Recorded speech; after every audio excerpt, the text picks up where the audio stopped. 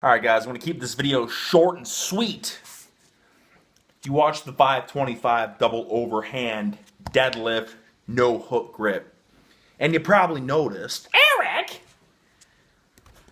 why do you got so many 25s on the bar? I wrote about it in the description, but let me better explain this for you guys. It's one of those quick life hacks. Now what do I mean by life hack? I mean something that's so simple, but will take you from step to the next step. And why is that, guys? Why is that? Why is it a life hack? Well, let's think about this for a second. It's one of these things. It's one of these things that until you try it, you wouldn't believe it. It's like Bulgarian method, right? Well, if I squat every day, I'll overtrain. I'll burn out. No, you'll get stronger. That's what will happen. Same with this life hack. You guys probably always warm up with 45s, right? Or at least 45, 25, 45. Do you understand what I'm saying? So, for instance, like with me doing this deadlift, every single day it was like this with my grip. I would do 135, then I would just go to 185, easy peasy, right? 225, 275, 315, 365, 405, 455, and then from there I would decide, okay, am I going to do 495 or am I going to try to go for the PR, like 505, 510, 515, 520, 525. So let me explain what happened yesterday. Yesterday, I felt really strong, as I told you guys. Felt very strong. So I did, like I just mentioned, all the way up to 455, and that was really easy. But then I ran into the problem. I was like, do I want to do 495 and potentially eat up some strength, or do I just want to go for the PR? So what I did, I've learned from my mistakes in the past. I know that if you do too big of jumps, you're going to fail most likely, and then it's going to get in your head, it's going to eat at you, and you're going to keep failing. So I did the 495. And when I got to 545, I don't know if it was because it was too big of a jump then. Like I said, I tried going for 545 instead of just going for the 525 or 525 pump PR, but I was a buffoon, and I went for 545, and I couldn't get it. Got it to about my knees, and I couldn't get it. And then I dropped back down to 525, and I couldn't get it because my grip was shot. And that's what I was saying in yesterday's video. Once your grip's shot, it's game over, right? I mean, you can throw straps on and go mixed grip if you're not training grip, but I think that that's a foolish, naive beginner's mistake if doing Bulgarian method. And this is something I've learned. You guys, I'm the Boogs. I've been doing Bulgarian now for 4 years. So, you know, I've been through it all. I've experienced the highs, I've experienced the lows, and I've learned a thing or two about Bulgarian. And that's why I really haven't been doing conventional deadlift, like ever, is because you can't with Bulgarian. For real, you just can't. I don't know the difference with the hack deads and Jeffersons is that it's not as taxing on your back, sure. So then you can do the combination of wearing the straps with a mixed grip, and it's not as taxing on your back, and it's not as taxing on your grip, so you can get away with it. But if you're doing straps and mixed grip with conventional deadlift, it's taxing on your back. Now, if you do it double overhand with no straps or no mixed grip, or I haven't even messed around with hook grip ever, so I can't speak for that, but then you really fry your back. Your grip's not the limiting factor, so your back is going to be the limiting factor, and you just can't recover fast enough. But with the double overhand, now all of a sudden the grip's the limiting factor. My back has never felt better. Like, I don't ever wake up sore in my back. I never wake up sore in my hamstrings. I never wake up sore anywhere other than my hands and my forearms are a little deep sensation I feel. But that's good. I mean, I'm not worried about snapping my grip up. I don't think I've ever heard of anyone, I snap my fingers from overtraining, right? I don't think that exists. Could be wrong. Maybe I'll be the first to do it.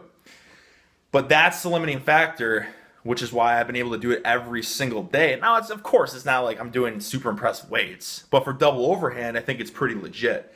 But what am I getting at here, guys? I'm getting at, I've always been doing the same patterns of how I warm up, that my mind has gotten in this mindset, ultimately, of, okay, right? 135 easy, 185 easy, 225 easy, 275 easy, 315 easy, 365 it's getting there, 405 it's getting pretty tough, 455 it's getting tough, 495 or like that range, super hard. So just that quick life hack, instead of doing the 135 to 185, which is a 50-pound bump, and then 185 to 225, which is a 40-pound bump. So I've been going 50 pounds to 40 pounds to 50 pounds to 40 pounds. You know what I'm saying? I was simply doing 50 pounds to 50 pounds to 50 pounds to 50 pounds. Now in the same amount of sets, instead of ending up with at what would it be? I had 7. Well, I don't really care to do the math right now, but you understand what I'm saying. Now I was instead of being at 405, I was at 435, and then instead of being at 455, I was at 4. I can't even remember what it was. Maybe it was 480 or 430-pound difference. So it'd probably be like a 50-pound difference, 455, something like that. Instead of being at 495 or 4. Do you understand what I'm saying, guys? Like, I'm not going to do the math to think about it, but that's the whole point. I didn't need to think about it during the workout. It was simply throw on another plate, and it was easier to load up the bar as well. I didn't have to do like pick up the barbell to like push the 45s on, which, as you guys know, it's a pain in the butt. Unless you have a deadlift jack, I don't have one. It's such a pain in the butt, and that alone's eating into my recovery between sets. I could just slide on the quarters. I could just slide on the 25-pounders. And then I ended up with the same amount of sets doing heavier weights with actually more efficient rest time in between. So now, like, to me, to my mind, to my nervous system, it's the same amount of work that I normally do. But to go to the 525, to hit the 525, as opposed to, like, it was natural. Like, it was the same amount of sets as opposed to if I was doing what I was doing before, that I was like, okay, now I got to do 4. Oh, wait, that makes me think. This is what I do with my videos. I got to write stuff down and take notes before I make the videos. But I'm coming at you guys raw. So some of you guys like that, so I'll keep doing that. If I ended at 525, because I put the 210s on instead of the 25s, so it was actually a smaller bump, which is what is more efficient. You shouldn't be doing bigger bumps when you go for your PRs. You should be doing big bumps, warming up, big bumps, warming up, big bumps, warming up. The closer you get to your PRs, smaller bump, smaller bump, smaller bump. And I've made that mistake so many times in my Bulgarian training experience was big bumps, big bumps, big bumps, smaller bumps, smaller bumps, smaller bumps. And it's like, well, I don't want to eat up my energy with this heavy warm-up. Instead, I'll just go that huge bump and go for a PR, and you can't even budge the thing. It's just way too big of a jump. So I put 40 extra pounds on for my last set. Yeah, so it was 485 that I hit for my last warm-up as opposed to 455. So I hit 435 instead of 405, and I hit 485 instead of 455.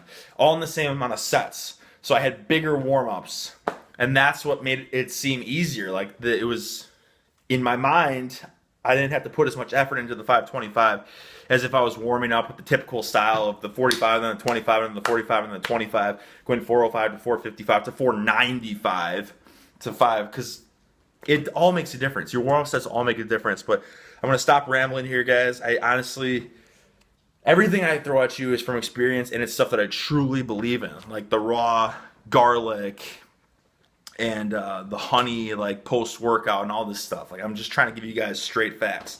And there's people that get mad at me and like, oh, he doesn't know what he's talking about. He's an idiot. He's lying to you. Why would I lie to you? What? It doesn't matter. I don't, you know what I mean? I'm not making my living off of YouTube. I don't have to do this. I don't have to do any of this stuff. I'm just trying to throw little golden nuggets of information that aren't conventional, that aren't so widespread knowledge, stuff that has really helped me. So give it a try and see if it helps you, because then we all win in the grand scheme of things. And this is a great community. Like, my channel is a great community, super supportive. There's a couple of you that I can't stand and I hate, but I guess that comes with the territory. So try that out. If you guys have tried that, just leave comments below, because I want other people to see that this is something that you can try if you're in a plateau that can get you to the next level.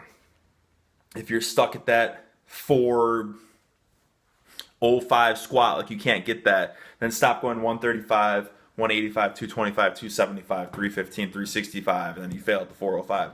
Instead, go 135, 185, 235, 285, 335, 335, 385, and then from there. Do you understand what I'm saying? Just a different approach to it where it's the same amount of sets, but you're getting more intensity in within the same amount of sets. I'm repeating myself at this point. You guys saw the PR. I'm going to keep doing that until that doesn't work. We'll switch it up. But eat your freaking honey. The raw garlic is the quintessential means of ultra recovery. And if you're trying to bulk, whole milk is great. If you can do the onion, I found, see, now I'm just talking. Now we're just having a conversation here. I found that you can drink onion if you blend it up super fine. You gotta have a really good blender, or you gotta blend just the living crap out of it. The white onions are a lot easier to drink than the red onions. They don't burn quite as bad. They're like sweeter. I don't know if they're as beneficial, if they have as much quercetin or whatever, but if it's a matter of drinking onion versus not drinking onion, it's something else to try out. And if you want easy means to bulk up, as you saw at Nature's Bakery, fig bars. I can't think of a better breakfast and post-recovery easy snack to get down than those figs. I'm going to end it right here. Sayonara.